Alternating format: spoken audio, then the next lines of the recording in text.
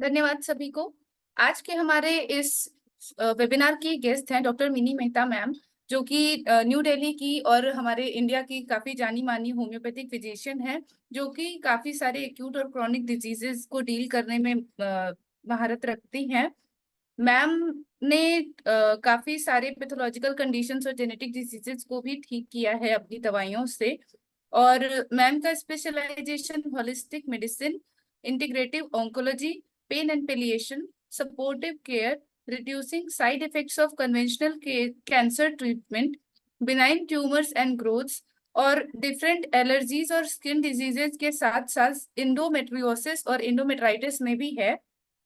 और मैम ने अपना बीएचएमएस कंप्लीट किया है और साथ में faculty of London college of homeopathy United Kingdom में वो काम कर रहे हैं। वेलनेस कंसल्टेंट है ma'am, star wellness centre Tilak Nagar New Delhi में।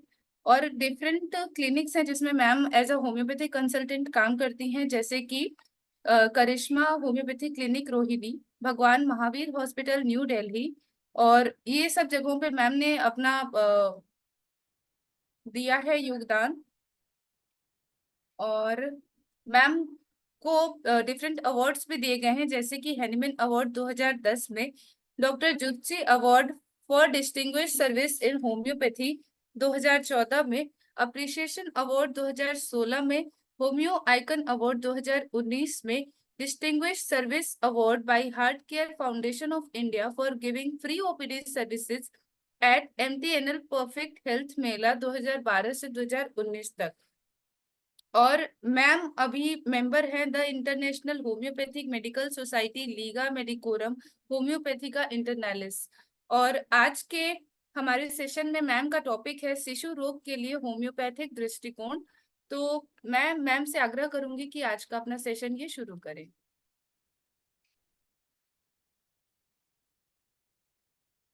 Thank you very much. It's a great honor that you invite me. यहाँ पे आप मेरे को आमंत्रित करते हैं कि मैं आपके साथ शेयर करते करते मेरी भी काफी रिवीजन हो जाती है टॉपिक्स को लेके। और मैं अभी शुरू करते हैं, स्क्रीन शेयर करूँ। तो आज हम डिस्कस करेंगे role of homeopathy in paediatrics, like enhancing children's health naturally. Naturally कैसे? जैसे नेचुरल हर बच्चे में जो एक छोटा बच्चा है, एक न्यू कंस्ट्रक्शन है, उसमें नेचुरली सारा कुछ सही होना चाहिए और सारी प्रोग्रामिंग सही होनी चाहिए। यदि कोई बीमारी हो जाए तो नेचर बाय इटसेल्फ बहुत अच्छे से अपना डिफेंस सिस्टम होल्ड करती है और उसको सपोर्ट करने के लिए होम्योपैथिक मेडिसिन बहुत अच्छा काम करती है। अब छोटे बच्चों के केस में कैसे होम्योपैथी करती है? सिमिलरली होम्योपैथी के प्रिंसिपल्स पे होम्योपैथी वर्क होनी चाहिए। ये नहीं कि आप उनको पेटेंट दे रहे हो। I am very sorry to say, कुछ लोग जो यूज करते हैं, पर मुझे लगता है कि नहीं करना चाहिए। लाइक क्योर्स लाइक होना चाहिए, मिनिमम डोज देनी चाहिए और इंडिविजुअलाइज करना चाहिए हर पेशेंट को, छोटे बच्चों में भी। जिसका कि बहुत अच्छा तरीका कि कैसे छोटे बच्चों में इंडिविजुअलाइज किया जाएगा, ये हैनीमैन ने हमें बताया है। और बहुत अच्छी इसके बारे में ट्रेनिंग है और बुक्स में बहुत, हमारे बुक्स में लिटरेचर में बहुत कुछ है।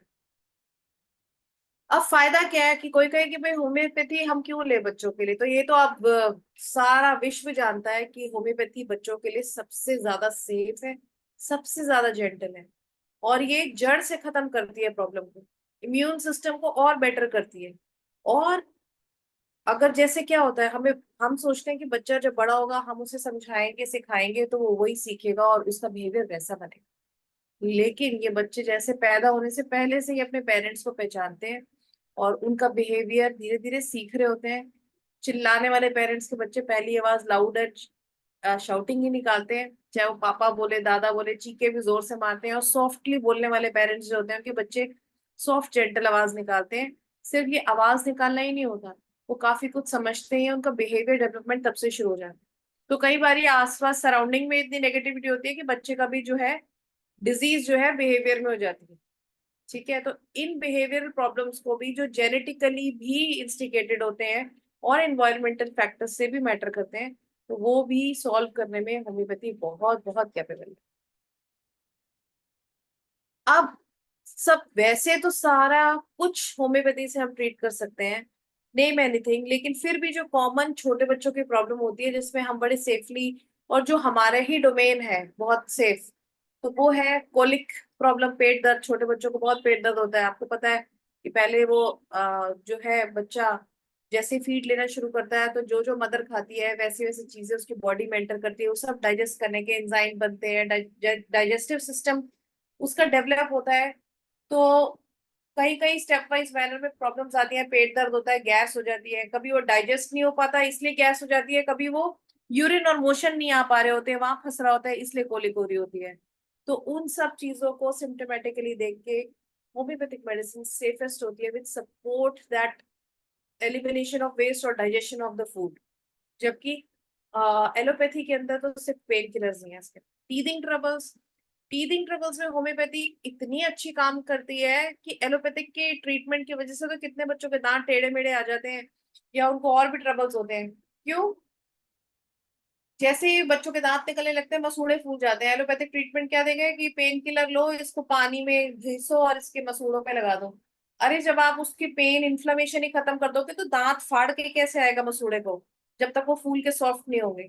तो उन बच्चों को प्रॉब्लम रहती है हमेशा दांत निकलने में, दांत के ऊपर दांत आ जाता है, बड़े होने तक प्रॉब्लम्स रहती हैं।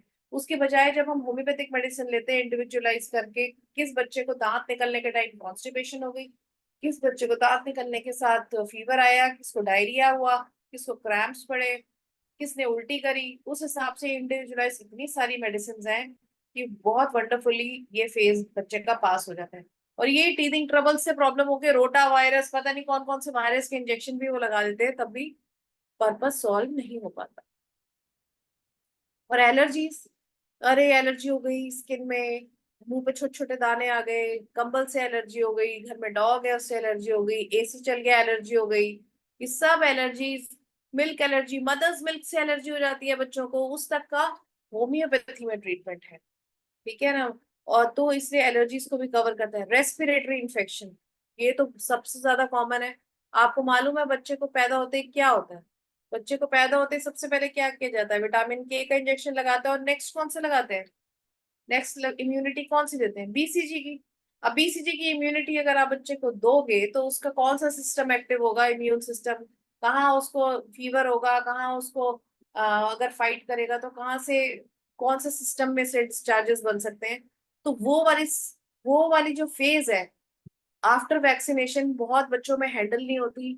उसमें कोल्ड कफ की मेडिसिन देके कई बार कोल्ड कफ सप्रेस किया जाता है तो स्किन पे आ जाता है, किसी बच्चे का पेट पे आ जाता है, और ऐसी बहुत सारी साइड इफेक्ट हो जाती हैं। जो कि यदि पोस्ट वैक्सीनेशन होम्योपैथिक ट्रीटमेंट बच्चे का लिया जाए ध्यान से, पूरा देख के, बहुत लाइट डोजेस में मेडिसिन दी जाए, तो ये सब, इस सब रिएक्शंस को भी, इधर भी इम्यूनिटी रिएक्शन बच्चे के बेटर हो जाते हैं और वैक्सीनेशन टेकन होती है वो भी बढ़िया तरीके से। स्किन कंडीशन मैंने आपको बता ही दी है, as a result of vaccination भी हो सकती है, स्केबीज भी हो सकती है, और कई बच्चे बाय बर्थ भी लेके आते हैं। मैं अगर टाइम मिला एंड में तो मैं दिखाऊंगी। आई हैव पेशेंट ऑफ एपिडर्मिलोसिस बुलोसा, जो कि एक जेनेटिक स्किन कंडीशन है, बटरफ्लाई स्किन कहते हैं। हाथ लगाते हैं अगर जोर से बच्चों को पकड़ लेंगे तो वहां फूल जाएगा जिससे छाला हो जाता है, इम्पेटिगो पेम्पिगस पेम्फिगस टाइप हो जाता है। ऐसी कंडीशन का एलोपैथी में कोई ट्रीटमेंट नहीं है। ट्रीटमेंट क्या करेंगे? वो तो फोड़ देंगे उसको, एंटीबायोटिक देंगे, और बच्चा इतना टॉलरेट करने के लायक नहीं है। और मेरे पास एक ऐसा बच्चा है जो आज 7 साल का है, और जब वो 26 दिन का था तब से मेरे पास से है। आज तक उसने कभी कोई एंटीबायोटिक नहीं ली, कोई फीवर की मेडिसिन नहीं ली, कोई वैक्सीनेशन नहीं ली, and he is doing much better. ऐसा नहीं है कि उसकी ये कंडीशन ठीक हो गई है, लेकिन मच बेटर हो गई है। Is reading in school, school में पढ़ रहा है, और मेंटली बहुत ज्यादा अच्छा है, ब्राइट है। आई होप कि 12 years ऑफ एज तक वो और बेटर हो जाएगा। And that is all result of homeopathy. अब हम कोलिक की मेडिसिन देखेंगे, कौन कौन सी कोलिक की मेडिसिन है। सबसे पहले colocynth, chamomilla, mag phos, nux vomica, dioscorea and podophyllum, यही मिला के पेटेंट बना देते हैं आजकल सब। लेकिन हमें अगर बहुत ध्यान से देखें कि बच्चे को पेट में दर्द है और बच्चा जो है टांगे मोड़ ले रहा है, बहुत क्रैम्प है उसको, एकदम मुड़ जा रहा है, घुटने सीधे ही नहीं कर दे रहा, मदर कह रही है कि ये ऐसे कर ले रहा है इतना टाइट कि मैं इसकी टांग खींचू गोद में लेने के लिए सीधा कर ले, तो ये करने ही दे रहा, और तेज रोता है। मदर से जरूर पूछो क्या है। अगर मदर नहीं आपको इतनी इंटेलिजेंटली आंसर करने वाली लग रही, तो जो भी घर में ज्यादा हैंडल करता है उससे पूछो, नहीं तो take the child in your hand. आपको बीइंग अ पेडियाट्रिक, आपको डॉक्टर जो है पेश आपको बच्चे को हाथ में लेना आना, अच्छे से देखना आना जरूरी है। If you are a parent और आपने अपने बच्चे बहुत ध्यान से पाले, अपने हाथ से पाले, तो that is a boost to you.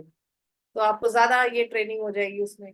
तो आपको पता चल जाएगा कि भाई ये बच्चे को कैसे हाथ लगा के पेट पे ज्यादा आराम पड़ रहा है, उल्टा लिटा के देखिए, गोद में लेके देखिए, घुमा के लेके देखिए। You will be able to find कि इसको कोलोसन देनी है। कैमोमिला बच्चा कैसा है, मदर बताएगी, इसको लेके सारा दिन नीचे रख ही नहीं सकते सीधा, और वो हाथ में ऐसे बच्चा रखेंगे यूं ऐसे रखेंगे तो ऐसे हो जाएगा, ऐसे रखेंगे तो ऐसे हो जाएगा, क्योंकि वो दर्द से जो है अनबियरेबल पेन से रेस्टलेस हो जाता है और बहुत मुश्किल से सोता है। और वो बोलेंगे कि भाई इसका जो मोशन है वो ग्रीन है, फाउल स्मेलिंग ग्रीन स्टूल्स हैं। और जो बिल्कुल छोटे न्यूली बॉर्न, आप सबके पास, हमारे पास बच्चे आते हैं, वो आते हैं जॉन्डिस 18 है बिलीरुबिन। तो उसमें कई बारी सल्फर की एक डोज 30 का एक ग्लोब्यूल ही बहुत होता है। पेट फूला हुआ लाइकोपोडियम का एक ग्लोब्यूल ही बहुत होता है और बच्चा सेट हो जाता है। उसमें भी ध्यान से सिम्टम देख के दवाई दीजिए, बच्चा बहुत बेटर हो जाता है, धीरे धीरे धीरे वो जल्दी से बेटर होता है। Mag phos, it's indicated when the colic is relieved by warmth and pressure. वो मदर बोलेगी कि इतना रोता है, इतना रोता है, ऐसे पेट पे दबाव डाल दीजिए, हाथ ऐसे रख दिए, तब तक तो ठीक रहता है, सोता रहता है, ऐसे हटाएंगे तो एकदम फिर रोने लगेगा। तो आप इसमें मैकफॉस दे सकते हैं। अब जब बच्चे वाले पेशेंट्स आप देखते रहेंगे तो आपको फेस से काफी आइडिया हो जाता है कि कौन भूख से रो रहा है, खाली पेट से रो रहा है, कौन क्रैम्प से रो रहा है। तो आप बड़ा इसका बहुत इरिटेशन से रो रहा है कोई बच्चा, तो आपको ये थोड़ा एक्सपीरियंस से भी आता है। This remedy is helpful when colic is caused by overeating, indigestion or exposure to cold. अब वही है वो, आपको कैसे पता चलेगा ये कि इस पेशेंट को आपने क्या देना है। तो बोले कि मैम ये बच्चा ऐसा है, ये इसको भूख लगती है तो एकदम तुरंत ये रोने लगता है, और ऐसे मतलब कि बहुत जैसे बर्दाश्त नहीं हो रही भूख, इस तरीके से फीड लेता है। तो अगर बीच में कपड़ा आ जाए और फीड नहीं पकड़ पा रहा, तो ये इतना चिढ़ जाता है कि फिर उसके बाद फीड लेता ही नहीं, और बहुत रोता है, बहुत रोता है, बहुत रोता है, और फिर बड़ी मुश्किल से ये फीड लेता है। और इस बच्चे के नाक बंद होने की भी प्रॉब्लम रहेगी। और वो कहेगा कि इतना सारा सक कर लेता है, इतना सारा एक बारी में, जितना मतलब बहुत सारा, ग्रीडी की तरह। फिर उसके बाद जब तक इसको उल्टी नहीं हो जाती, ये चुप नहीं होता। एज इट इज इसको उल्टी होती है तो इसको आराम पड़ता है।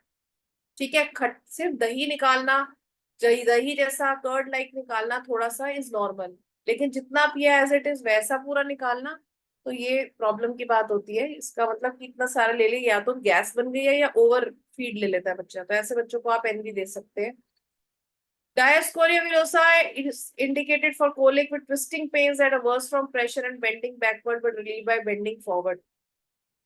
ये इसमें गलत लिखा हुआ, उल्टा लिखा हुआ है। डायस्कोरिया विलोसा हम उन बच्चों को देंगे कि जो आगे आगे जब अगर बेंड होते हैं तो उनका दर्द बहुत ज्यादा होता है। और क्या कहते हैं, पीछे पीछे वो क्या करेंगे दर्द में, और बस पीछे होंगे तो उनको आराम होगा, बिल्कुल ऐसे तीर की तरह पीछे होने लगेंगे। और आगे बेंड होने से उनकी प्रॉब्लम पड़ती है, तो आप ऐसे में डायस्कोरिया विलोसा दे सकते हैं। अगेन पोडोफाइलम, जॉन्डिस हो, यूज फॉर कोलिक। और पतला पानी जैसा डायरिया होता है, गशिंग होता है, वो कहेंगे मैडम डाइपर पहनाया होता है उसमें से भी पतला पतला पानी बाहर आ जाता है, इतना इतना पतला इसका जो है लूज मोशन है पेट दर्द के साथ। टीथिंग में अगेन कैमोमिला, सबको पता है, suitable when child is extremely irritable, गोदी में ही रहता है, मसूड़े बहुत सूजे हुए हैं, गाल गर्म है, एक गाल ठंडा है, एक बहुत ज्यादा गर्म है, या एक वार्म है एक ज्यादा गर्म है। ये तो टेस्टिंग पॉइंट है। कैमोमिला बच्चा है तो एक चीक हॉट मिलेगा और एक जो है स्लाइटली वार्म मिलेगा, और रेड भी मिलेगा। कैलकेरिया का बच्चा बिल्कुल स्मूथ शाइनी स्किन होगी, स्लो टीथिंग होगी, 7 महीने हो गए अभी तक दांत नहीं आए, लग रहा है कि दांत आएंगे, उंगली मारता है मुंह के अंदर, लेकिन ऐसा नहीं है, प्लम। और पसीना, जैसे ही बच्चा सोता है तो इतना पसीना आता है कि तकिया गीला हो जाता है, जल्दी जल्दी कोल्ड कफ हो जाता है।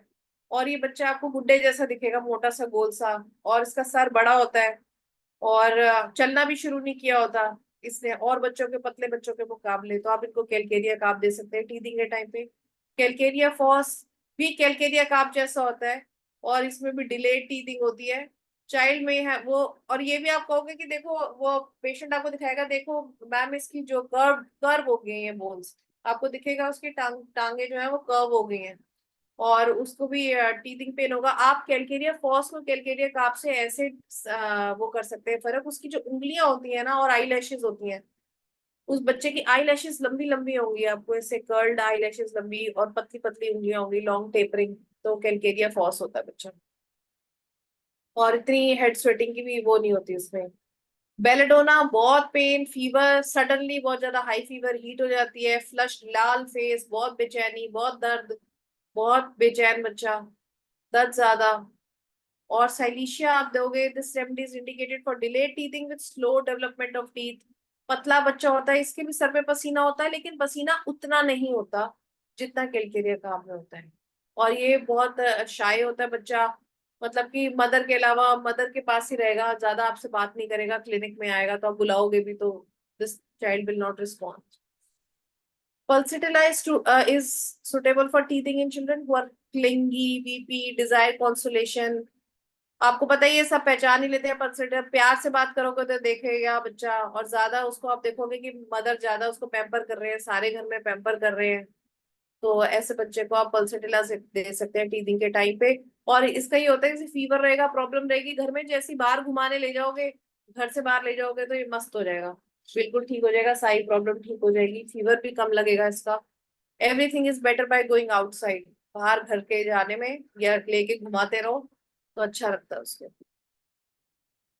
Allergies, allium cepa, the remedies indicated in allergic rhinitis, जिसमें बहुत वाटरी डिस्चार्ज होगा नाक से और आंखों से भी होगा। एंड सिम्टम्स में वर्स इन, वो कहेंगे कि भाई अंदर घर के अंदर ज्यादा प्रॉब्लम होती है, घर के बाहर कम होती है। एलियम सीपा सोच सकते हो। आर्सेनिक तो सारी एलर्जीज का किंग है ही, कि जिसमें बार बार छींके, बुखार, बुखार सा गरम गरम सा लगता है बच्चा, बुखार होता नहीं है, छींके बहुत आती है, बेचैनी होती है, और मम्मी को छोड़ता नहीं है बच्चा, एंशियस रहता है, इरिटेबल रहता है। नाइट्रम्यू रेमेडी एलर्जी में तब दोगे कि भाई मिट्टी से होता है, धूप में ले जाओ तब छींके आने लगती हैं, और बहुत थिक वाइट लाइक डिस्चार्ज होता है, बच्चे को सॉल्टी खाना ज्यादा पसंद होता है।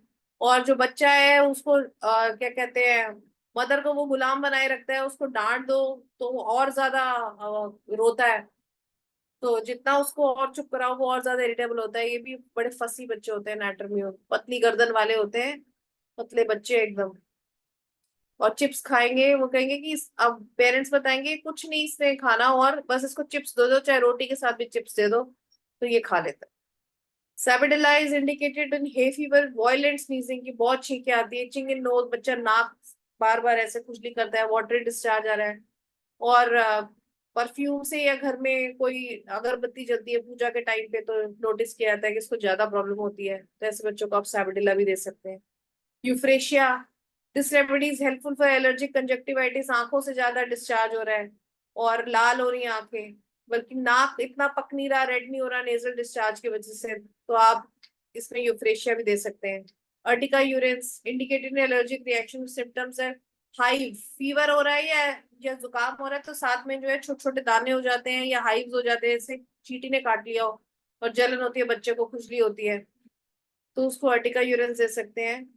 एपिस दे सकते हैं एलर्जिक रिएक्शन में, जब स्वेलिंग और रेडनेस बहुत ज्यादा दिखे, जैसे कि ततैया काट लेता है ऐसी रेडनेस और स्वेलिंग दिखे, तो आप एपिस दे सकते हो। और अगर आपको बच्चा है जो बहुत ही एलर्जिक है, जिसकी बहुत क्रॉनिक एंटी एलर्जिक मेडिसिन भी चली है और एलर्जी ठीक ही नहीं हो रही, तो आप उसमें हिस्टामिन भी यूज कर सकते हो, जिसमें छींके भी हैं और क्या कहते हैं, छपाकी भी है, हाइव्स भी है, तो आप उसमें हिस्टामिन यूज कर सकते हैं। और कॉमन बच्चों में रेस्पिरेटरी इन्फेक्शंस, सडनली किसी बच्चे को अगर रेस्पिरेटरी इन्फेक्शन हो जाता है, बहुत ज्यादा हाई फीवर होने की टेंडेंसी होती है, ठंडी हवा से रेस्टलेसनेस एंजाइटी होती है, तो एकोनाइट सबको पता है, सब अपने घर में रखते हैं, बच्चे को सबसे पहले वही देते हैं। सिम्टम्स में हाई फीवर होता है, ड्राई कफ होता है, एकोनाइट हम देते हैं। नेक्स्ट बेलेडोना, बहुत ज्यादा रेडनेस हो जाए फेस में, हाई फीवर हो, और क्या कहते हैं बच्चा जो है बहुत दर्द बता रहा हो, और सेंसिटिव हो लाइट के लिए, शोर के लिए, बहुत ज्यादा हाई फीवर हो, हॉट हो, स्टीमिंग हॉट हो, ऐसे लगे कि जैसे कि बच्चे में से ऐसी हीट निकल रही है जैसे हॉट स्टीम निकल रही है, तो आप बेलेडोना दे सकते हो। और रेस्पिरेटरी इन्फेक्शन में पल्सेटिला दे सकते हो। जो बेलेडोना वाला बच्चा है, उसकी खांसी भी खाऊं खाऊं, हुफिंग कफ भी हो सकती है, टूप टाइप भी हो सकती है, और एकदम लगातार खांसी उसकी होगी, हर थोड़ी देर में करेगा वो, और हॉट एकदम होगा और गर्म से ही आराम आएगा उसको। पल्सेटिला जो है वो रेस्पिरेटरी इन्फेक्शन होगा, जिसमें नाक से येलो डिस्चार्ज निकल रहा होगा पेशेंट के, और ज्यादा वो अंदर, कोई घर के अंदर क्लोज, उसमें उसको प्रॉब्लम होगी। और वही है, child is very clingy, VP, गोदी से गोदी सब प्यार में घुमाते रहे बस, ऐसे ही उसको घर में चाहिए, अपनी बात मनवानी है, ऐसा होगा। Because self this remedy is indicated again, ठंडी लग गई हो, ठंड में ठंडी हवा लग गई हो और एकदम गला पकड़ा जाए, बच्चे का रैटलिंग हो, लूज कफ होने लग जाए, येलो ग्रीन म्यूकस हो, कुछ भी खाने से बच्चा मना कर दे, और गला चेक करो तो वो आपको दिखे कि वो गले में इन्फ्लेमेशन है, और वो बताया कि भाई कुछ भी बच्चा नहीं खा रहा, पेन पेन बता रहा है, तो आप हीपरसल्फ दे सकते हैं उसको। और अगर हिस्ट्री हो कि भाई इसने कुछ खट्टा खाया था, या बहुत ठंडी कोल्ड ड्रिंक्स पी थी, तो और या ठंडे से आया था, तो हीपरसल्फ विल हेल्प। एंटिमटाट अगेन, ये तो हमारी बेस्ट मेडिसिन है। ये मेडिसिन अगर हम बच्चों को रेस्पिरेटरी इन्फेक्शन में देते हैं, इवन वेंटिलेटर पे भी अपनी लाइफ फाइट कर रहे होते हैं, डेथ थ्रेटन पे भी होते हैं, तो एंटिमटाट हमारी हमारे बच्चों को वहां से बचा के ले आती है। टंग में क्या होता है, सेंटर में उसके वाइट कोटिंग होती है, फ्रोथीनेस भी होती है और रैटलिंग होती है। और एंटिम टार्ट और आर्सेनिक में ये फर्क होता है कि आर्सेनिक का पेशेंट तो रेस्टलेस होता है, एंटिम टार्ट का बेहोश बेहोश होता है, बिल्कुल उसको होश नहीं होता, डिफिकल्ट ब्रीदिंग होती है, एक्सेसिव म्यूकस चेस्ट में होता है, और चाइल्ड में have a bluish tinge to the lips and face. Next spongia, this remedy is indicated for whooping cough, respiratory infections में wheezing की साउंड बहुत लाउड होगी, और रात में एकदम बच्चा सफोकेशन से उठेगा कि सांस नहीं आ रही, सांस नहीं आ रही, गैस्पिंग करेगा। ये पेशेंट जो है ऑलरेडी आपको जब आएंगे अपने क्लिनिक पे, तो पहले से ही इन्होंने बहुत ज्यादा नेबुलाइजर की इनकी हैबिट होती है, तो ये छुड़वाना भी एक चैलेंज होता है, काफी कनेक्टिविटी रखनी पड़ती है पेशेंट्स के साथ, तो उनको ट्रस्ट बनता है, नहीं तो वो every time they keep on nebulising their child. और drosera it's suitable for respiratory infection, spasmodic violent cough fits, भी भाई लगातार लगातार खांसी आती है और उल्टी आती है, और कफ जो है रात को बढ़ जाता है, बोलने से बढ़ता है, तो ड्रोसेरा की एक डोज ही काम कर जाती है, बहुत ज्यादा रिपीट नहीं करना पड़ता। अगेन आर्सेनिक, जो बच्चे बहुत ज्यादा क्रीम वाले बिस्किट खाते हैं, आर्टिफिशियल केमिकल वाली चीजें खाते हैं, फ्रूटी पीने से, फ्रेस्का का जूस पीने के, फ्लेवर्ड चीजें खाने से जिसमें आर्टिफिशियल कलर्स होते हैं, उसके बाद उनको बलगम बन जाए, गला खराब हो जाए, आइसक्रीम खाने के बाद, स्पेशली कलरफुल सी आइसक्रीम खाने के बाद उनको फीवर हो, रेस्पिरेटरी इन्फेक्शन हो जाए किसी भी लेवल के, अगर कारण ये है, तो arsenic will help that child. Skin infection again, rashes हो जाते हैं, डाइपर रैश, जोर से पकड़ लिया, कट लग गया बच्चे को किसी भी चीज से, तो कैलेंडुला विल हेल्प। कई बार क्या होता है, छोटे बच्चे जो गोदी में होते हैं कुछ बर्न्स हो जाते हैं, कैलेंडुला से अच्छा कुछ भी नहीं है। Again graphites, it is indicated for dry rough cracked skin with eruptions, जिसमें से बिल्कुल rough dry rough crack skin होगी, जिसमें से हनी लाइक डिस्चार्जेस होंगे, और ठंडी में ये जो है ज्यादा बिगड़ जाएगा, क्रैकिंग ज्यादा हो जाएगी और ज्यादा खुजली होगी। ग्रेफाइटिस को पहचानने का तरीका ये है कि वो बच्चा देखने में बिल्कुल कैलकेरिया कार्प जैसा होगा, और लेकिन कैलकेरिया कार्प की तो मक्खन जैसी स्किन होती है, गोल मटोल बच्चा, मक्खन जैसी स्किन, कर्ली बाल, और थोड़ा सा क्या कहते हैं कॉन्स्टिपेशन होती है, और इतना पसीना होता है सर में, लेकिन वही अगर कोई बच्चा वैसे ही कद वो वैसे ही मोटा हो, गोल मटोल हो, लेकिन उसकी स्किन स्मूथ नहीं हो, रफ हो, क्रैक हो और कॉन्स्टिपेशन हो, तो you can easily go for graphites. Sulphur again, ये बच्चे भी गोल मटोल भी मिलते हैं और सूखे से पतले से भी मिलते हैं, तो ये कोई मतलब इतना कोई फिक्स नहीं है कि सल्फर बच्चा कैसा होगा। This remedy is helpful various skin condition, जहाँ खुजली बहुत होगी, खुजला के बहुत अच्छा लगता है, चाहे एक्जिमा है, सोरियासिस एक्ने, बच्चा खुजली करता रहता है सारा टाइम, और स्किन ड्राई रफ इची होगी, और ज्यादा रात में खुजली होती है। और ये बच्चे जब सोते हैं ना, तो इनका टिपिकल ये होता है कंफर्म करने का कि पैर पैर जो है ना, ये चादर से बाहर ही रखें, क्योंकि इनके पैरों से इतनी हीट निकलती है, पैरों से और सिर से बहुत हीट निकलती है, और इनकी ट्रबल्स जो है नहाने के बाद ज्यादा बढ़ जाती है, नहाने नहाने के टाइम पे बच्चे बहुत तंग करते हैं। अब कीपर सर्फ में ये उन स्किन कंडीशन में है हेल्पफुल, पस फॉर्म हो जाती है, एब्सेस बन जाती है, बॉयल्स हो जाते हैं, एक्ने हो जाते हैं, तो ये ज्यादा उस टाइम पे होते हैं जब वैक्सीनेशन चल रही होती है। तो आप देखोगे जहाँ पे बीसीजी की वैक्सीन लगती है, वहाँ पे कई बार पस फॉर्मेशन होते हैं, बहुत सेंसिटिव टू टच होती है, तो आप हीपर सर्फ दे सकते हैं। और मैं कहूंगी आप एलेक्ट्रोटेंसी में दे तो बहुत ही अच्छा है। और अगर 30 भी देना चाहते हैं आप, या 200 भी देना चाहते हैं, तो वो भी 100 ml पानी में बना के दो, और उनको बोलो स्मॉल पोर्शंस में ले लो, तो स्किन काफी सेंसिटिव टू टच होती है, वार्म से बेटर लगता है उनको।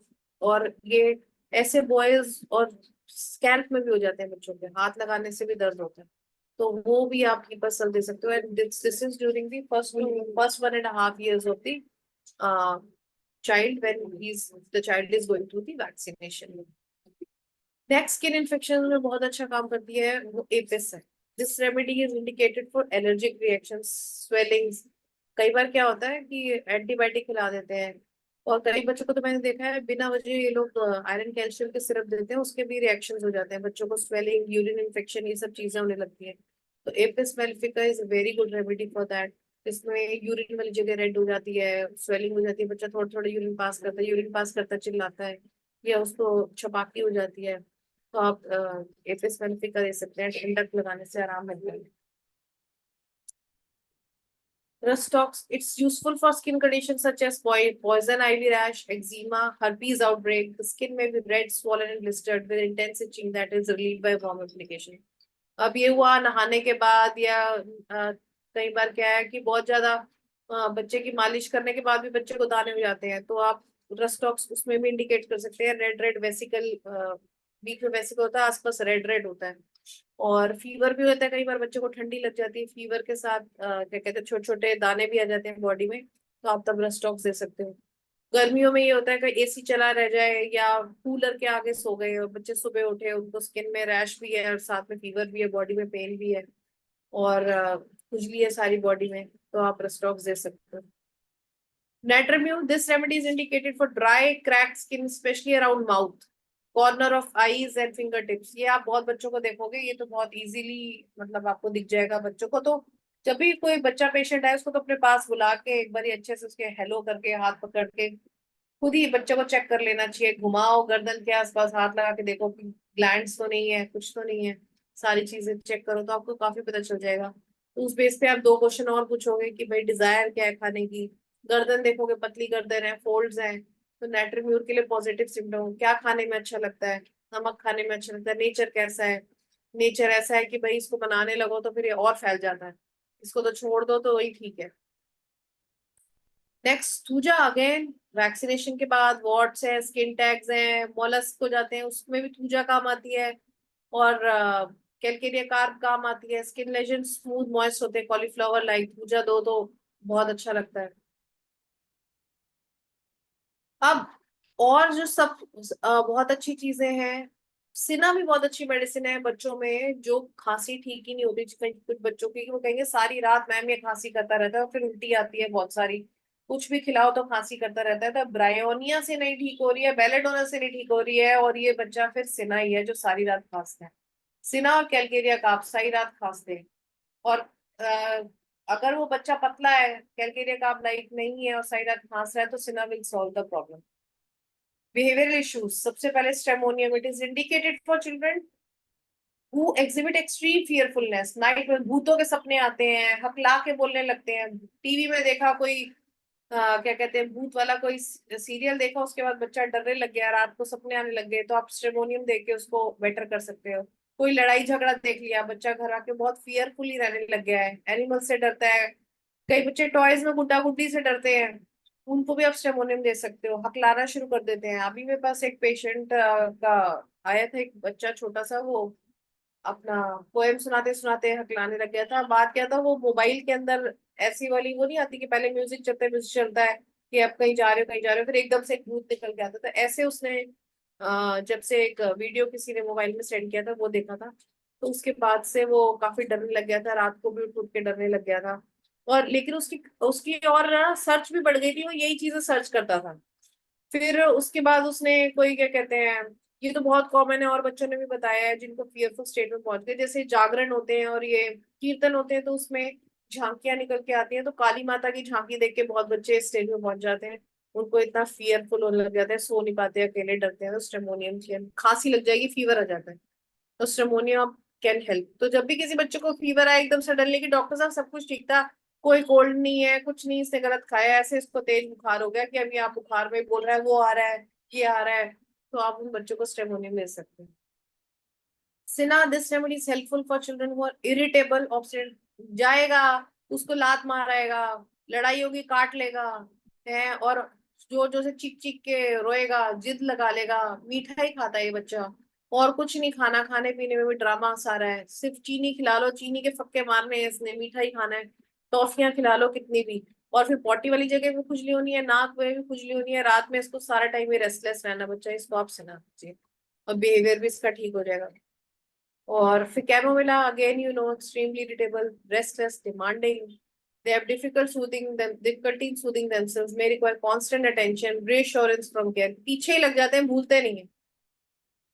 और नेक्स्ट बहुत ही खतरनाक है, ये तो बिहेवियर इश्यूज ये बच्चों के, तो ये बहुत ही मैनिपुलेटिव होते हैं, हाइपर एक्टिव होते हैं, रेस्टलेस होते हैं, इम्पल्सिव होते हैं, झूठ बोलने के सरताज होते हैं, और बहुत डिस्ट्रक्टिव होते हैं, कोई भी चीज मतलब चुरा भी लेंगे, लड़ाइयाँ करा लेते हैं जॉइंट फैमिली में इधर से उधर, उनको सबका नेचर रहता है अपना काम बनाने के लिए। मतलब इस लेवल का झूठ बोलेंगे आपको कि मान लो आपने वो जा रहे हैं, आपने उनका ऐसे हाथ से रास्ता रोक दिया कि नहीं जाना, तो वो आगे जाके बोलेंगे उन्होंने मुझे मारा। तो इस टाइप के पेशेंट्स होते हैं, इनको भी फीवर बहुत ज्यादा आ जाता है, और खेल इनके पेरेंट्स बताएंगे इनका क्या है कि खेलते खेलते इतना पागल हो जाता है, इतनी पागल हो जाती है जैसे इसके ऊपर भूत आ गया, इतना कूदेगा पसीनों पसीन हो जाएगा, मानेगा नहीं, या किसी को मारने लगे इतना मारने लगेगा, उसी एरिया में इतना पागलों वाला बिहेव हो जाएगा कि एक टाइम इसको पकड़ के रखना पड़ता है तो जाके अपने आप में आता है। तो tarantula is a very good remedy for the constipation, extremely manipulative clever children, और इनकी लड़ाई हर जगह होती है, मार पिटाई भी बहुत ज्यादा होती है, और इनको और एक और चीज होती है, इनको म्यूजिक जो पसंद था, बड़ा लाउड रॉक म्यूजिक पसंद था, था था था था था था था। Like what if it's helpful for children who are stubborn, bossy, and prone to temper tantrums when things don't go their way? They have lower self-esteem and fear criticism of failure. अब ये कैसे पहचानोगे, बच्चा आएगा आपके पास तो वो आपसे ज्यादा बात नहीं करेगा, आप सोचोगे ये साइलिशिया है कि मराठा कार में ये क्या है, तो वो थोड़ी देर बाद कहोगे ये तो बहुत अच्छा बच्चा है, अगर ये मेरे से बात करेगा तो मैं इसे टॉफी दूंगी, और वो अगर आपके पास टॉफी लेने आ गया है तो समझ लो कि वही है। और आगे इसको मतलब गिफ्ट चाहिए होते हैं, इसको क्या कहते हैं अप्रिसिएशन बहुत चाहिए, then once this child will get free with you, तो फिर ये और आप फायदा उठा के फिर आपके और ज्यादा मतलब तो सामान उठाने लग जाएगा, लेकिन आपने डांट दिया तो चुप करके बैठ भी जाएगा। If you will scold the child, तुम बच्चे को डांटोगे, उसने अपनी माँ का गला दबाना है, क्योंकि जो उससे दबता होगा उसको ही दबाएगा, फादर के आगे वो बच्चा नहीं बोलेगा। तो ये ट्रेट आपको दिख जाएगा, आगे आप और कंफर्म करोगे कि इसको गैस होती है, ब्लोटिंग होती है, ऑल्टरनेट डायरिया, कॉन्स्टिपेशन होती है, ये सब चीजें मदर कंफर्म करे, ही खाने मीठा पसंद करता है, जब तक रोटी आती है, जब तक रोटी गर्म होती है तभी तक खाता है, आधी रोटी, उसके बाद नहीं, फिर मुझे तवे से फिर गर्म ही फुल्का उतार के देना पड़ता है। दूध की बोतल लेके आती हूँ, जब गर्म होती कोसी होती है तब तक ही पीता है, अगर ठंडी होती है दोबारा गर्म करा। तो ये बच्चे जो होते हैं ना, ये अपने छोटे भाई बहन को बहुत ज्यादा मारते हैं, और कई बार अगर छोटे बच्चे होते हैं और बड़ी बहन को, अगर उनको ये समझ में आता है कि लेडीज का जो स्टेटस है घर में कम है, ये बीइंग अ गर्ल ये मेरे से नीचे है, तो वो उसको फिर बहुत वो करते हैं, they try to control everybody.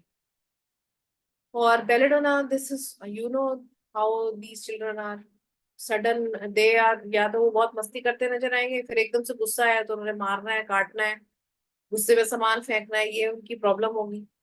तो ये पेशेंट आपको बताएगा, तो आप just by looking at the nature of the patient और उसकी तरफ देख के, और भी चीजें कंफर्म करके कि फीवर आता है या कैसे आता है और नेचर कैसा है, तो you will get to know कि बेलेडोना इज रेमेडी। स्टेफेसेगेरिया ज्यादा छोटे बच्चों में तब दी जाती है जब उनके घर में जो है छोटा भाई बहन पैदा हो जाता है या कोई कजन रहने आ जाता है, तो इन बच्चों को लगता है कि दूसरे बच्चे को बहुत इंपॉर्टेंस दी जा रही है, तो दे फील लेस वैल्यू,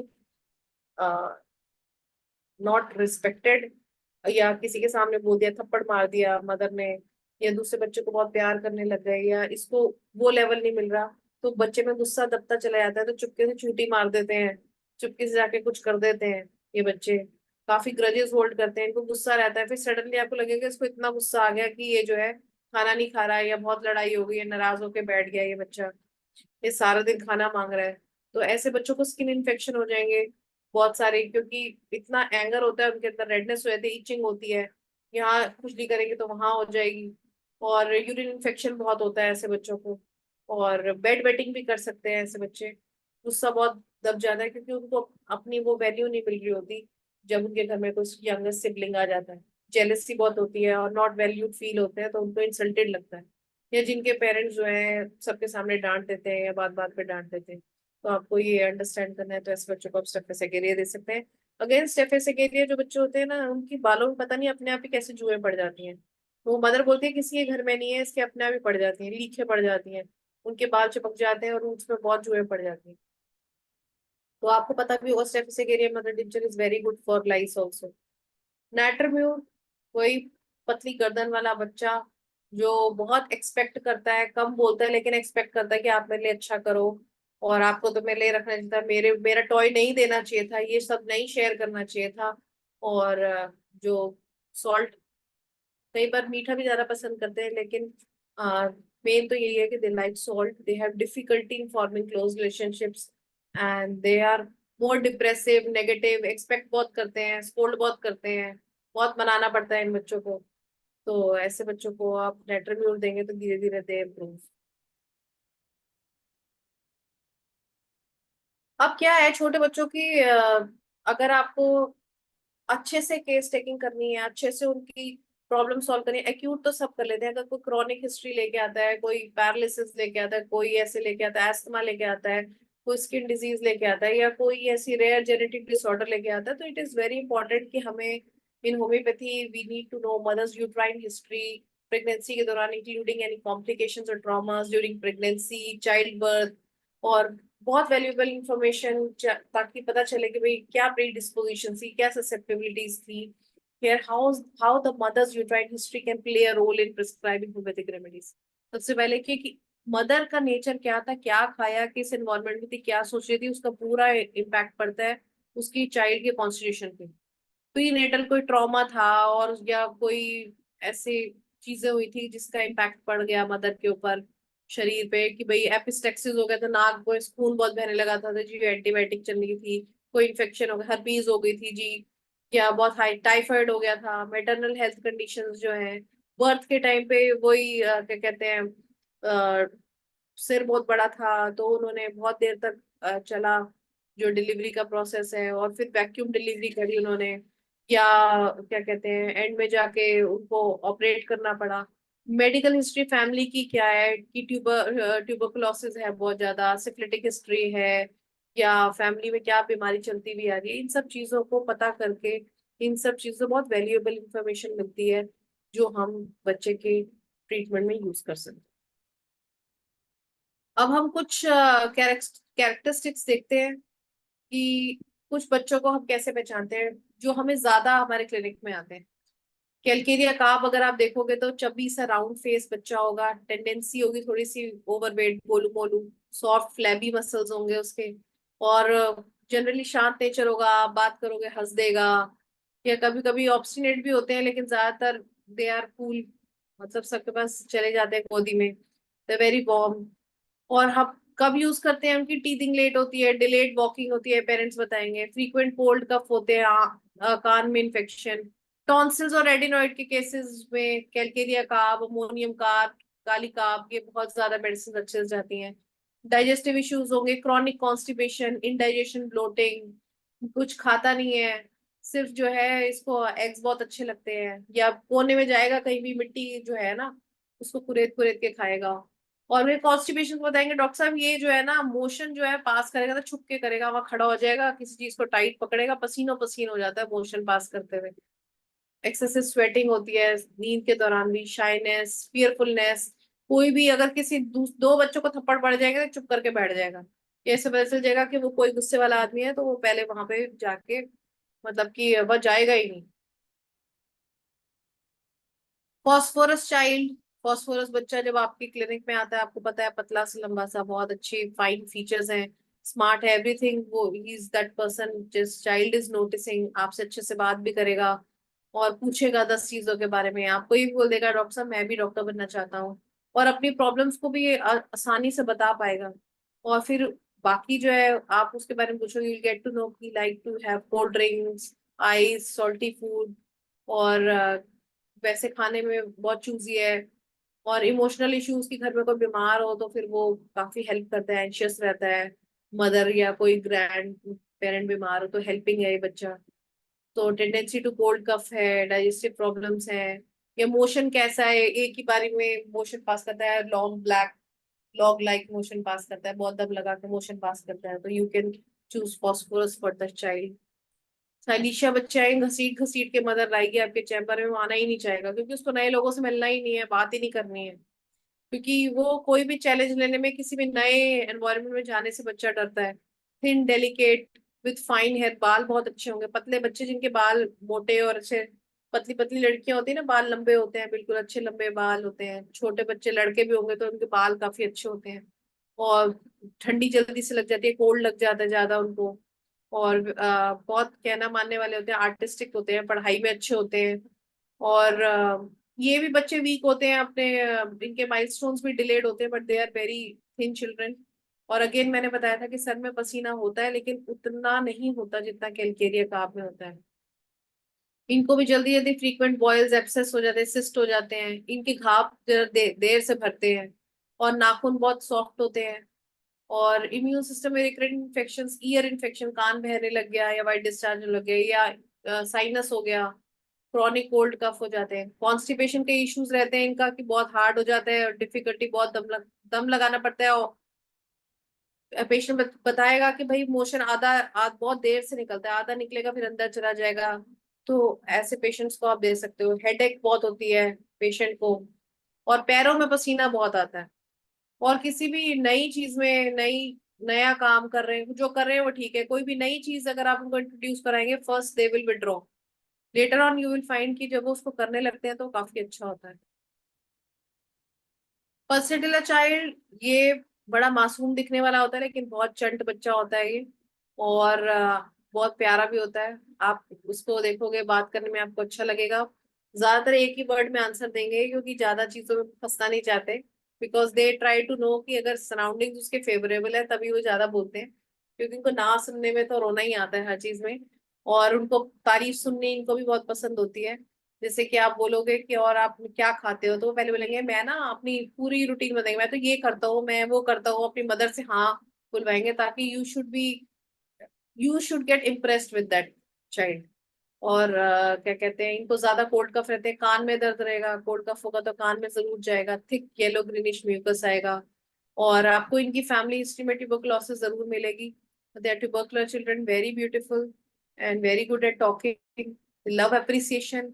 और पसंद इनको पूड़ी वूड़ी ये सब चीजें, फ्राइड चीजें अच्छी लगी, फ्रेंच फ्राइज खाने वाले बच्चे। और इनको फीवर, लो ग्रेड फीवर हो सकता है और इवनिंग एग्रेवेशंस मिलेंगी आपको।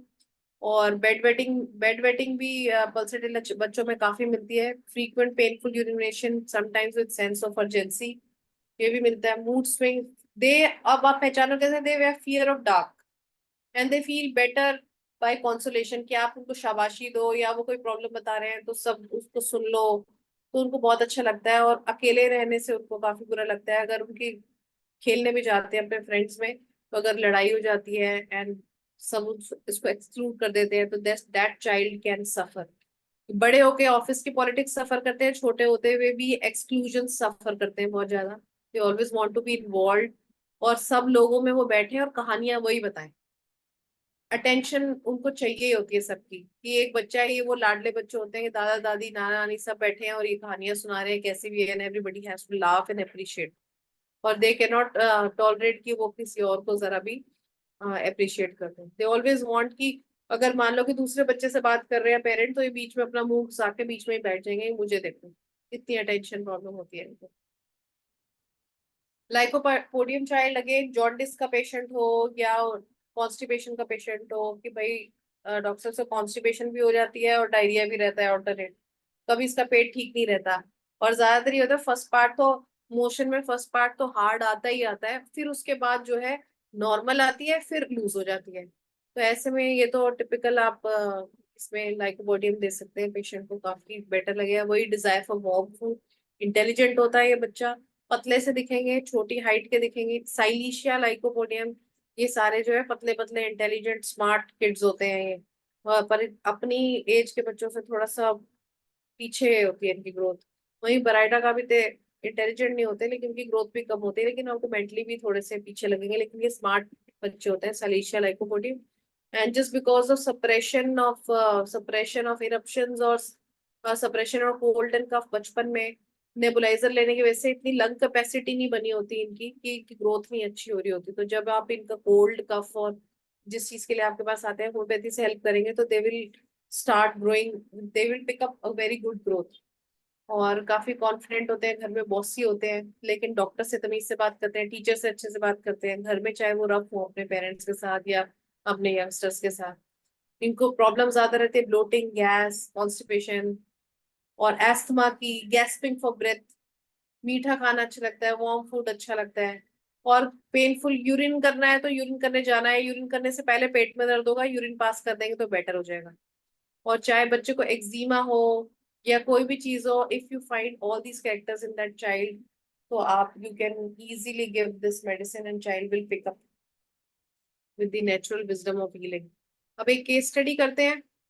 हमने इतना पढ़ लिया कि बच्चों का केस ऐसे लेते हैं वैसे लेते हैं, उसमें क्या क्या चीजें करते हैं। तो मैं एक केस स्टडी आपको बताती हूँ। ये बच्चा 9 साल का मेरे पास आया, उसको बचपन से सर में जो है ये डर्मेटाइटिस था। इन्होंने बहुत ज्यादा एलोपैथिक ट्रीटमेंट लिया स्कैल्प में। मेरे पास आया तो ऐसे लग रहा था जैसे सिर के ऊपर प्लास्टर ऑफ पेरिस लगाए हुए हैं, बड़े लोशन लगाए, लेकिन ये ठीक नहीं हो। तो अब ये था कि जब बच्चा ये 3 महीने का था तब था इन्फेक्शन इरप्शन से, और ये सब इन्होंने ट्रीटमेंट किया तो ठीक नहीं हुआ था। अब किसी ने रेफर किया कि होम्योपैथी में कराओ। अब इसमें फिर मैंने काफी कुछ पूछा। तो मेरे को पहली बार तो वैसे मैंने बच्चे को देखा तो फर्स्ट टाइम पे दे वर गिविंग देयर हिस्ट्री बहुत ज्यादा, इतना मेरे पास टाइम नहीं था, पेशेंट भी थे तो उन्हीं का सुना मैंने, बच्चे को टच किया। तो जो बच्चा था हमारा, उसका सिर गर्म था, हाथ देरियां बहुत आग सी निकल रही थी। तो मैंने उसको सल्फर दिया। और जो भी उसका सिम्टम्स है, meat desire for sweet and everything, tongue वंग सब देख के सल्फर दिया मैंने। और फिर नेक्स्ट टाइम वो आया तो ही वाज बेटर। तो next time we had time और मैंने मदर की हिस्ट्री ली तो कि क्या था, how was she when she was pregnant with this child. तो उसने बोला पहले मेरे पास गर्ल चाइल्ड थी and I was very anxious कि इस बार मुझे लड़की नहीं चाहिए, मुझे लड़का ही चाहिए। तो मेरे पे टेंशन होती थी, बड़े सारे टेस्ट करती रहती थी, इंटरनेट पर ढूंढती रहती थी, किताबों में पढ़ती रहती थी, कैसे पता चलता है कि भाई लड़का होने वाला है, लड़की होने वाली है। फिर सी सेक्शन से बच्चा पैदा हुआ, क्योंकि उनको पता चला लास्ट अल्ट्रासाउंड में कि बच्चे के गले के अराउंड कॉर्ड है। तो ये भी मैंने बहुत बार पढ़ा है कि जब मदर बहुत एंशियस होती है तो बच्चा बहुत टर्न्स लेता है, and there loops of cord around the baby, neck of the baby is also an indication to some medicine. Physical generals, appetite अच्छी थी बच्चे की, कोल्ड ड्रिंक पसंद थी उसको, मीठा पसंद था, नमकीन भी था, आइसक्रीम पसंद थी, वेजिटेबल्स नहीं खाता था, खा के राजी नहीं बिल्कुल। पूरी बॉडी में स्वेट आता था उसको, वैसे उसको गर्मी बहुत ज्यादा लगती थी। और एक साइड पे सोता था, 2-3 टाइम मोशन जाता था, यूरिन 5-6 टाइम्स। टंग उसकी रेड टिप थी, रेस्ट कोटेड वाइट थी, लिप्स रेड थे, ड्राई क्रैक थे, पाम्स जो थे उनमें से हीट निकल रही थी। सल्फर 30 दिया जब मैंने। तो आप देखो, मैंने आपको पहला फोटो भी दिखाया था, अभी सेकंड देखो तो द हेयर वो better than before, his itching was much reduced, plus slight new skin growth on the scalp could be seen. Palms and soles were not hot as before. अच्छे से check करके देखा, जैसे generating, heat generating थे। Tongue still had a red tip with clean moist tongue. Patient was very cheerful. और then दोबारा पूछा उससे, बोला he had craving for both salty and sweet equally. And उन्होंने बताया कि इसका एग्जाम होता है या कोई भी टेस्ट होता है उससे पहले ही बहुत एंशियस हो जाता है। और फियर ऑफ हाइट्स तो इसको इतना है कि बालकनी से झांकेगा नहीं ऊपर 4th फ्लोर की। और अगर हम इसको ऐसे एक दीवार छोटी सी जो हमारे लेवल पे होती है टेबल से ऊपर की, उससे बोलेंगे इससे कूद जा, सारे बच्चे कूद जाते हैं, ये नहीं कूदता। तो मैंने उसको अर्जेंटम नाइट्रिकम 30 चलाया 1 हफ्ते के लिए। और पेशेंट तो आया 2 हफ्ते बाद, but he was looking much better. Patient was improved on the site of skin matting. General health भी इम्प्रूव दिख रही थी उसकी, जैसे बच्चा वाले थोड़ा सा सूखा हुआ सा दिख रहा था, थोड़ा सा बेटर शक्ल पे शाइन दिख रही थी, इचिंग भी कम थी। और बहुत कम ही ऐसा पोर्शन था जो मतलब इम्प्रूव नहीं दिख रहा था। फिर अर्जेंटम नाइट्रिकम 200 दी 2 हफ्ते के लिए। फिर आया ये बच्चा तो फिर उसने बोला कि पहले तो तेजी से ठीक हो रहा था, लेकिन अब ये है सिचुएशन इसकी कि इससे ज्यादा बेटर हो ही नहीं रहा था। तो फिर दोबारा पूछा रहेगा, इसको रात को मिडनाइट में बहुत ज्यादा ना भूख तेज लगती है, और ऐसे इसकी बॉडी से ना स्मेल भी आती है, पसीने से नहाने के बाद भी आती है, और बहुत ज्यादा मीठा मांग रहा है। तो सोराइनम 30 की एक डोज दी थी मैंने, एसएल दिया और बोला 1 महीने बाद आना। और ये देखो, काफी चेंज हो गया था, काफी चेंज हो गया था। और काफी बेटर हो गया ये लड़का, आज तो बहुत बड़ा हो गया ये। And he is very intelligent, और उसका इंजीनियरिंग में भी एडमिशन हो गया है। अभी अभी मुझे इसी साल हुआ है। And he has very good here in his scalp. तो thank you very much. This is how we go for pediatric cases. And this is what I knew, what I do, I shared with you. Thank you very much.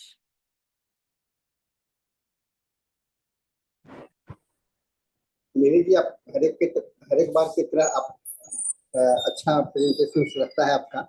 और आपने जो बच्चों के साथ में बात करना और ये काफी अच्छा किया। एक चाइल्ड आजकल बहुत ज्यादा जो केसेस आ रहे हैं, हाइपर एक्टिव चिल्ड्रन Yes, इसका yes. है। एक आता है हाइपर एक्टिव चिल्ड्रन आता है, दूसरा ये ADHD का। आता है ना और सर उसमें ADHD ADHD और के भी सर वो एक इतना बड़ा टॉपिक है कि उसमें मैं अभी कवर ही नहीं कर पाती। उसमें मेरे को ट्यूबरकुलाइनम भी देनी पड़ती है बहुत बार, कई बार लाइकोपोडियम भी काम करती है। और पेरेंट्स का बिहेवियर बहुत मैटर करता है उसमें। कई बार पेरेंट्स सच में उसको जो रिक्वायर्ड अटेंशन होती है वो दे ही नहीं पाते हैं, वो देते ही नहीं है। डेड मदर सिंड्रोम है ज्यादातर बच्चों में कि I can see my mother but my mother is not available for me. Mummy mummy mummy mummy is working from home, mummy is busy maintaining the house, तो mummy is not attending. So this disappointment ignatia lyco उसमें control करने की चीजें, ये behaviour में मैंने ऐसी काफी चीजें देखी और मतलब ट्रीट किया। किसी टीचर की बैड बिहेवियर की वजह से एक बच्चे ने स्कूल जाना छोड़ दिया था, तो उसको that child I treated because that teacher was very rude to the child. अब जैसे हम कहते हैं न्यूरो सेंसेशन देना, किसी को स्लैप करना। If you slap somebody and you tell that नालायक हो तुम, तो वो नालायक ही हो जाता है, तो उसने जाना ही छोड़ दिया। तो these are very big behavioural messes which I have to sometimes I feel like I am the family counsellor, मुझे दादा दादी भी बुलाने पड़ते हैं। और मैंने ADHD वाले जितने ये डायग्नोसिस है ना, वो इतने आसानी से वो बच्चे को डिसअपॉइंटमेंट से जिद बन जाती है, और जिद से वो वैसे बिहेव करना पड़ता है। क्योंकि ये लोग सुनते ही तब है जब वो पागल की तरह करता है, जब वो नॉर्मल होता है तो ये अटेंड ही नहीं करना चाहते। आई विल टेल यू कि पेरेंट्स दोनों वर्किंग थे, 2 साल का बच्चा है, अटेंड ही नहीं कर रहे, वो खाना नहीं खा रहा, उसे थप्पड़ मार रहे हैं। मैंने ब्लड टेस्ट कराया, उसका 6 हीमोग्लोबिन निकला and he was very rude child. वो मुंह ही नहीं खोलता था, जिद्दी था, उनकी तरफ देखता ही नहीं था, बुलाते रहो, he was sick, he was so disappointed. वो बच्चा जो था उसको मैक कार्ब दिया गया, एंटी फ्रूट दिया गया, फिर जाके वो एंड में मतलब कार्सिनोसिन दिया, तो जाके वो प्रॉपरली वो वैसे भी ठीक हुआ और एडजस्ट किया, पेरेंट्स को भी समझाया। तो सर ये ADHD का तो बहुत ही बड़ा मतलब कि वाइड एंगल से मैंने इंक्लूड नहीं किया।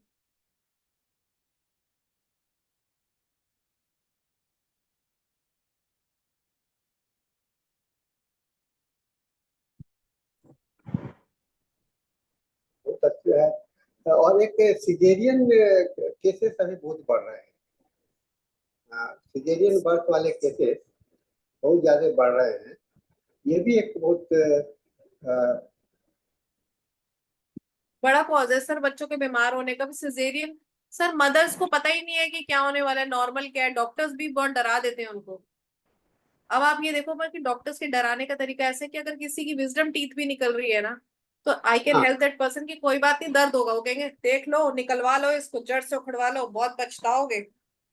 एक नेचुरल चीज है कि विजडम टीथ निकलना है तो थोड़े दिन पेन होगा, बहुत ज्यादा ना हो तो आप उसको मेडिसिन दोगे, but they give you such fear, आपको टेरर देते हैं कि फिर कुछ हो गया, नहीं बच्चे को कुछ हो गया या तुम्हें कुछ हो गया तो हमारा जिम्मा नहीं है, because they lack the expertise to wait for the normal delivery. They lack the expertise to understand what is happening with this lady, कि इसकी आंखों के आगे अब अंधेरा आने लगा या क्या करते हैं, वो करना ही नहीं चाहते, उनको आता ही नहीं है।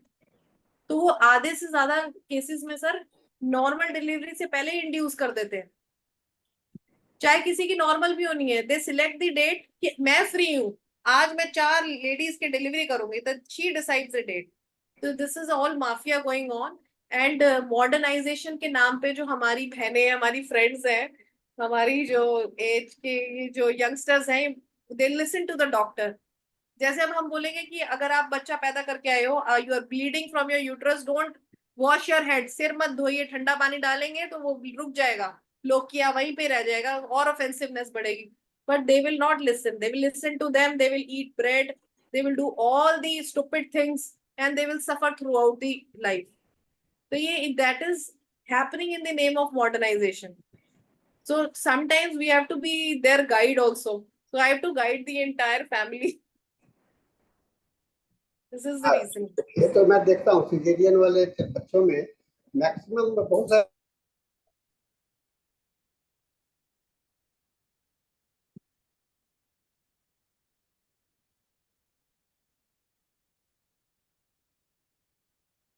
आवाज नहीं आ रही सर आपकी, मुझे ही नहीं आ रही, पता नहीं।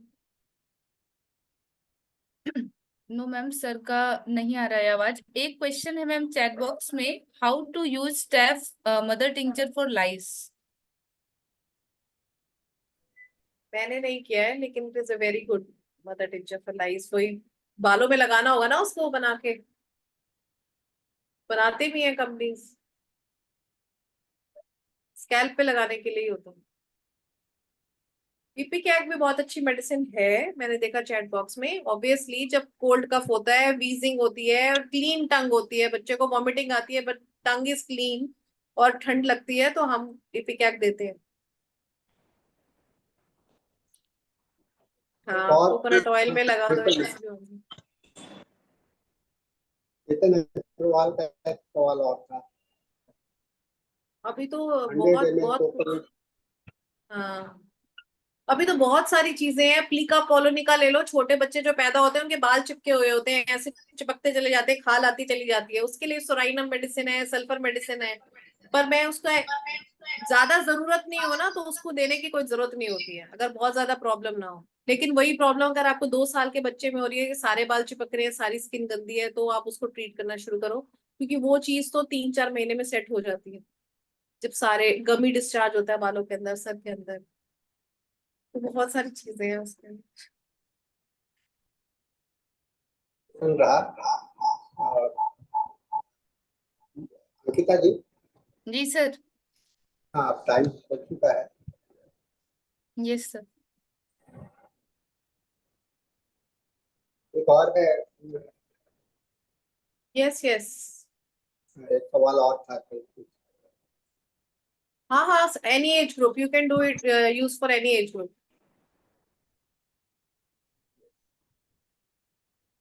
अंकिता जी आप हमें क्लोज करिए। Yes sir.